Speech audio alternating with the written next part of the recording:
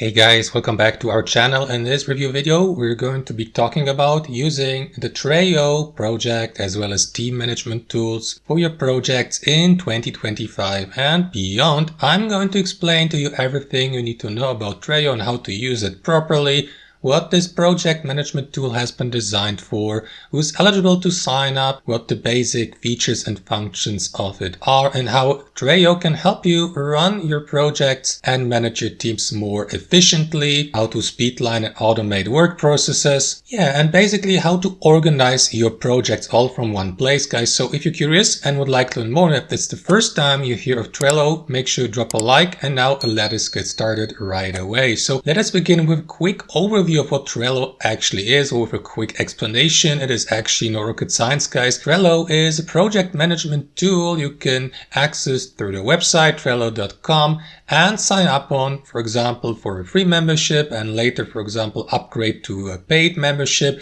to gain access to more advanced features and functions, but more about these later in the video, to manage, organize, and run your projects as well as teams. For example, if you're a small business owner or own your own brand or a company, or if you're working with freelancers on various projects and now you would like to streamline processes between the various departments or sections of your business or your company and give your team members, for example, the opportunity to communicate between them, to submit work, to brainstorm ideas, to organize everything perfectly. And that's exactly what project as well as team management tools such as Trello have been designed for, guys. And I'm going to guide you through this and show you the most relevant features and functions so that you may start with Trello to use it for your company yourself. So starting with the registering, you can sign up by heading over to Trello.com, their homepage, and by clicking on that button here. As you can see, there are no registration fees. You can sign up for an account by using, for instance, your Google, your Microsoft, Apple, or Slack account, for instance, if you're already using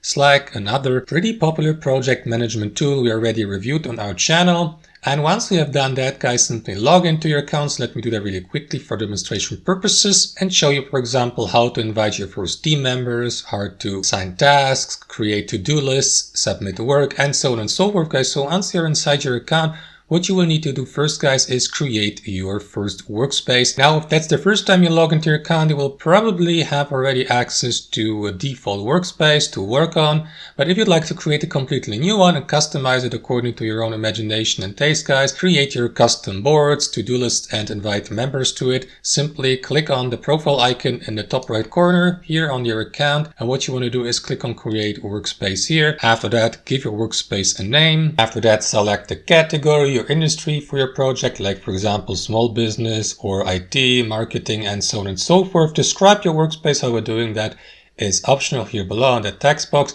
Click on continue to invite your first team members. Now, guys, with a free membership, you will be given the opportunity to invite up to 9 team members or people to your workspace using an invitational link here by clicking on that button, or by simply sending an invitation via email. Simply enter the recipient's email address here, confirm by clicking on invite to workspace below.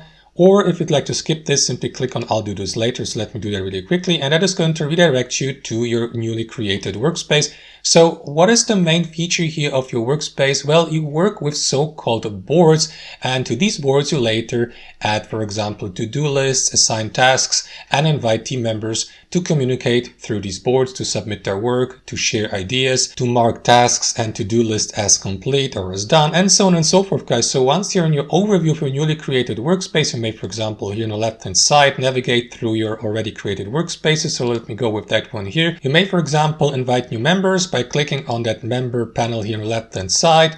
And here, use that button in the top right corner to invite members to your workspace here. So that's actually fairly simple. What you want to do after that, guys, is create your first board. So head over to boards here on the left-hand side. And what you want to do after that, create your first board to sum up tasks and to-do lists under that board. For example, to do that, click on create here at the top, or use that button here, create new board, to add it to your list of your boards here. So what you want to do, guys, after that is, for example, add a board title. You may also assign a custom background to customize it, to make it look really professionally made. You may assign, for example, a workspace to that board, or assign a board to a workspace. That's the correct order. You may also set the visibility of the given board, for example, if you'd like to keep it private or make it go public or make it visible for all workspace members here. Or guys, if you'd like to skip the entire customization, start with a template, for example, for a board and use one of these board templates here. So let me go, for instance, with that one here, project management. After that, click on create here and wait for the board creation to be finished.